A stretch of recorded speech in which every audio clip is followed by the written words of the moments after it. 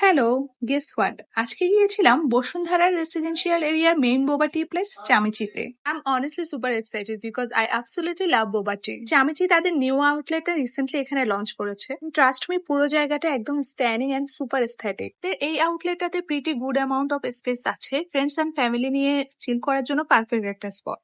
বোবাটির কিন্তু বিশাল একটা ভ্যারাইটি আছে তাদের মেনুতে। আমি নিয়েছিলাম blue sky overload and taro milk overload. Blue sky ওভারলোডে ছিল পুডিং আর গোল্ডেন পার্লস। ছোট ছোট গোল্ডেন পার্লস গুলো খেতে একদম স্যাটিসফাইং।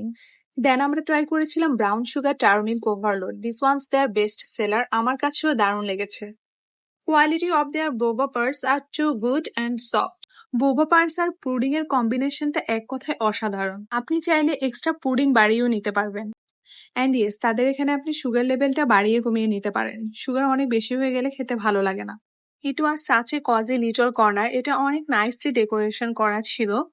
অ্যান্ড এই প্লেসটাতে অনেক কিউট কিউট ফ্লাশি দিয়ে ডেকোরেট করা ছিল, যেগুলো বাচ্চাদেরকে অনেক অ্যাট্রাক্ট করে। আমি আমার বেবিকে নিয়ে গিয়েছিলাম, ও তো অনেক এনজয় করছে।